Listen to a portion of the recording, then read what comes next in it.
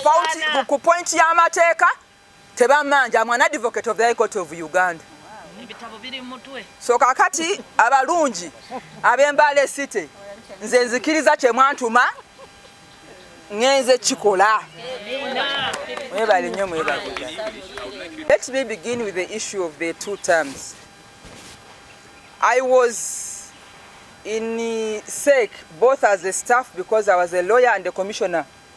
I was a commissioner of the Environmental Commission for 12 years. So I used to sit in SEC as a support team of SEC. Then I was a SEC member for 10 years. So the issue of 2 terms is on merit. It is discussed. It does not interfere in the process.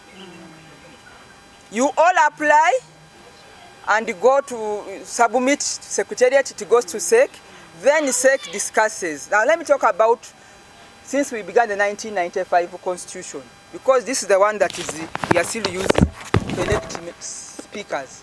This is the one we are using. The first speaker of this Constitution was the late Wapa. Wapa was speaker for 2 years. Because the government, the system, redeployed him to go and work as the political commissar. And I was the staff in that office. So we left Parliament and went to be political commissar. Then after that he became a minister, first deputy prime minister, minister of foreign affairs. You remember that story.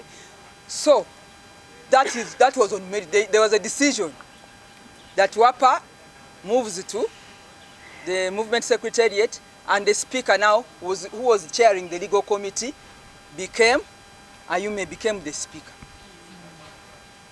So where is the president there? The second person was Ayume. Ayume served the remaining term of Wapa.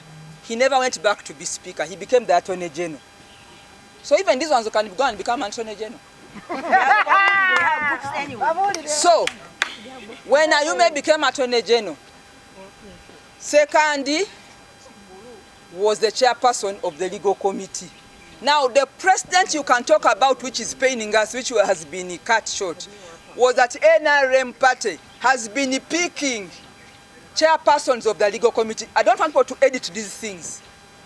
The chairpersons of the legal committees, the deputies, have been the one going to become speaker and deputy speaker respectively. Why? Because when you are chairing a legal committee, you are also the chairperson of parliamentary and legal affairs. So you understand, you are there, it's like a training ground. Now, in the last election, Jacob, or both, actually Jacob Olanya was chairman of the legal committee. Mumfuna?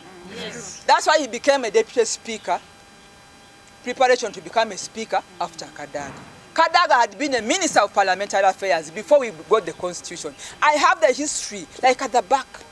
Sote Babalimba. So, we broke the precedents when we did not appoint Jacob or both. And the woman member of parliament, Robina Rakojo, she was the deputy legal, to become speaker and deputy speaker. And why? They came to SEC, they had applied. So we told them, you know, you are at the same level to be deputy speakers, you go for the vote. They refused. Why? They said for us, we are waiting for SEC to appoint us because we've been chairing the Legal and Parliamentary Affairs Committee. But now that you are taking us to the vote, we cannot manage that vote. The vote has been adulterated because there's a lot of money. People have been campaigning. Newcomers came with a lot of money. They were money lenders. So they distorted the whole story about presidents. So don't talk about presidents. It's paining us, some of us. Because both would have been a deputy speaker. And now you would be speaker. So that another person becomes a deputy. That one, the Legal and Parliamentary Affairs Committee ceased being a ground for training.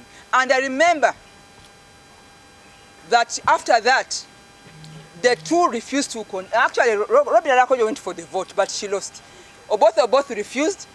Robina Nabanja refused because they had come to contest. So I want to let you know that the issue is not SEC decisions or ring fencing.